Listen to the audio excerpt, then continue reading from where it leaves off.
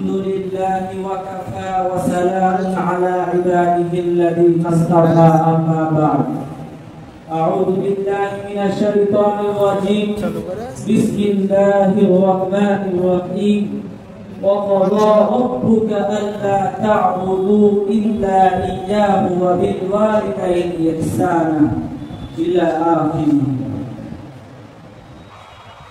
আজকে আমি আমার বায়ানের মধ্যে শুরুতে একটা আমি কোরআনের আয়াত পাঠ করেছি।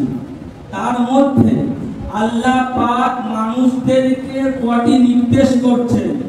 তার মধ্যে প্রথম হচ্ছে ওয়াকাদা রাব্বুকা আল্লা তা'বুদু ইল্লা ইয়্যাহু ওয়া বিল ওয়ালিদাইনি ইহসানা। তোমরা তোমার প্রতিপালকের ইবাদত করো, শুধুমাত্র তাকেই ইবাদত করো, তাকে ইত্তিবা করো। দ্বিতীয় নম্বরে বলা হয়েছে ওয়া বিল ওয়ালিদাইনি ইহসানা, পিতামাতার সঙ্গে সৎ ব্যবহার করো। তারপরে বলা হয়েছে ইম্মা ইয়াবলুগান্না ইনদাকাল কিবারা আহাদুহুমা আও কিলাহুমা ফালা তাকুল লাহুমা উফিন ওয়া লা তানহারহুমা ওয়া কুল লাহুমা কাওলান কারীমা।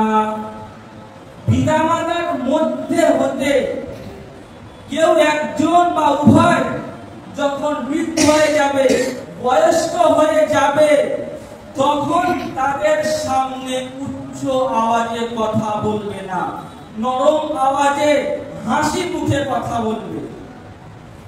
কেন? একটু আমরা ভাবি আল্লাহ পাক কেন নির্দেশ দিলেন। তোমার কি মনে নেই তোমাকে কথা বলা কে শিখিয়েছে? যখন তুমি তোতলা হয়ে কথা বলতে তখন আব্বা আম্মা বলা কে শিখিয়েছে? মনে নেই? যখন তুমি তোমার মার পেটের মধ্যে ছিলে তুমি তোমার মাকে কত কষ্ট দিয়েছো, লাথি মেরেছো।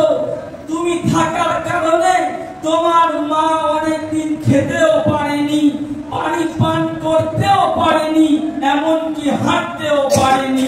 তোমাকে চলাফেরা কে শিখিয়েছে? এই জন্য আল্লাহ বলেছে তোমাদের পিতামাতার সঙ্গে নরম আওয়াজে কথাবার্তা বলো। আল্লাহ জানেন যে তোমার পিতামাতা তোমাকে বাচ্চাবেলায় যা ভালোবেসেছে, ভালোবাসা দিয়েছে, কষ্ট সহ্য করেছে, তুমি দুনিয়ার মধ্যে তা আদায় করতে পারবে না।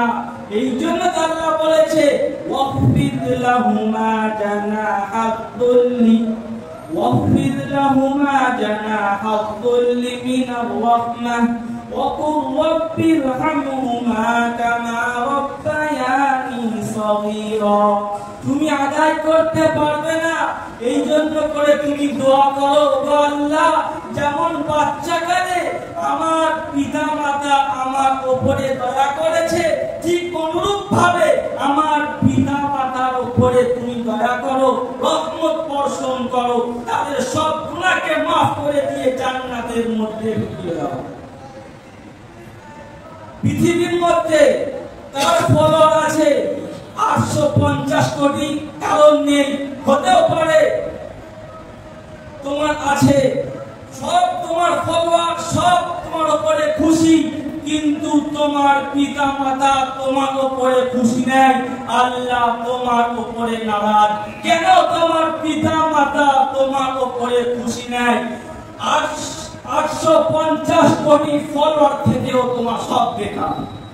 পিতামাতা খুশি থাকতে হবে, প্রত্যেকদিন ভাবতে হবে, চাই তোমার বয়স 60 হোক, 70 হোক, 80 হোক, যে আমার পিতামাতা আমার উপরে খুশি আছে কিনা।